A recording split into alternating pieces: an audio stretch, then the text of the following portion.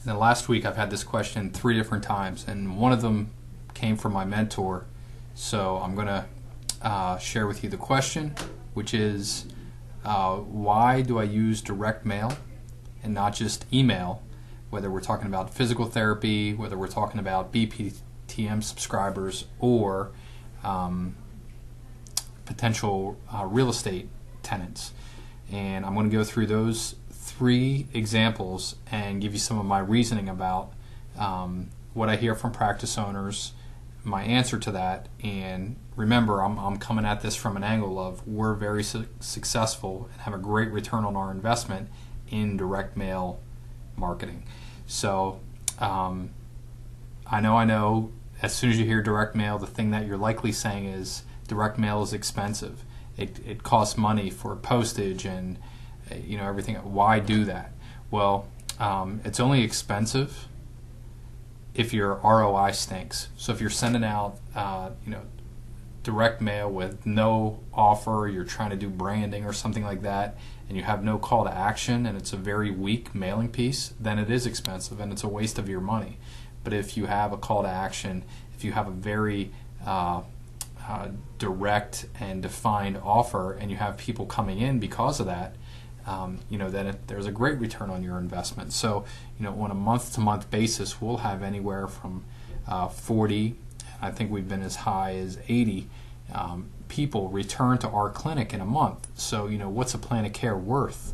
In our practice, I'd say we average around $1,200, let's say $1,000 conservatively for everybody who returns and comes back in. So if we have 40 of those, we do, that's $40 grand in plans and sales that we didn't have before. So, for us to send out a newsletter like this, cost us less than 50 cents a piece. It's about 20 cents to print up, and then we do pre-sorted standard postage, and that goes out, and we get a really good response. So this is our latest example. You can see right here we have an announcement that I had my wife delivered a healthy baby girl. We had our first daughter back in March, and that as soon as we sent that out, if I'm in the local grocery store or I'm out to eat, people say, "Hey, I got your newsletter, saw you had saw your daughter was born, congratulations." So, and then that may lead into a conversation about my sister had a total hip replacement, she's not doing well, can you get her in for PT? But we're making an investment in our past patients. You should definitely, at the very least, be doing that with your past patients, more likely not only your past patients and your present patients, but also your referral sources in your area. And you can find a really good return on that if you are a scientist about it and you study it. So why do we do a patient newsletter direct mail versus email only? I want to be number 1 in a category of 1. There's a great attrition. There are companies falling off left and right from using direct mail. Oddly enough, who are you getting direct mail from? Likely Google, right? Google, the internet giant, the search engine giant that controls everything. They're likely sending you direct mail if you're a business owner. So why would you not be looking at that? And that throws up a red flag, like that this is very effective, or it can be very effective.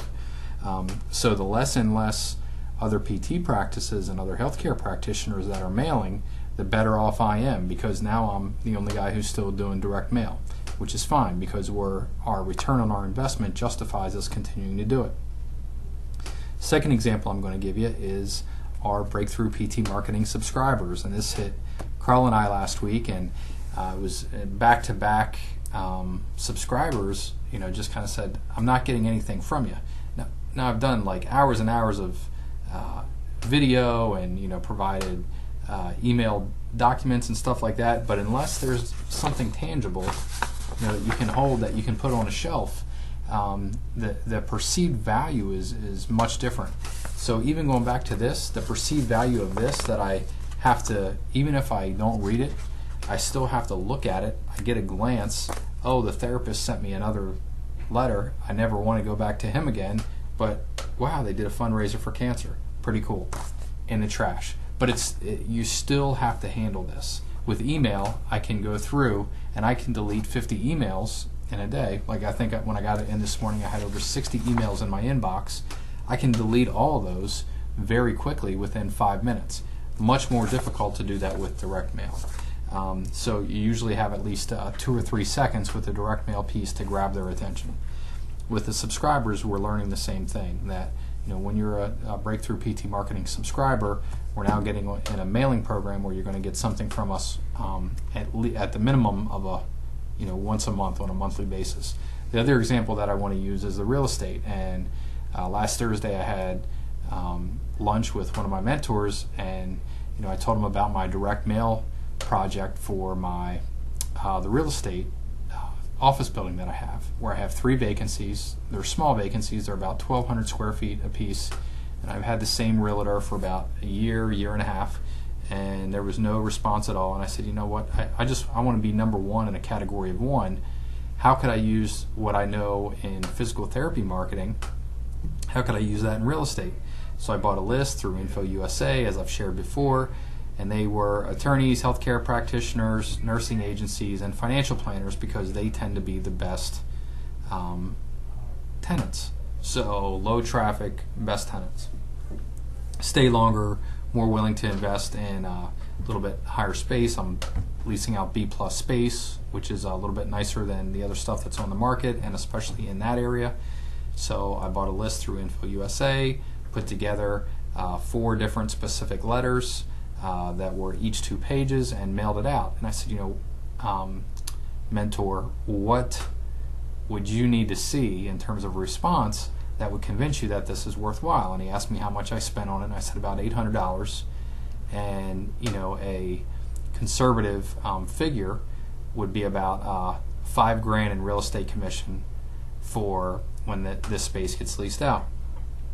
So I said, what would you need to see to convince you that this is worthwhile? And he said, 1 response. And I said, I got that in the first day.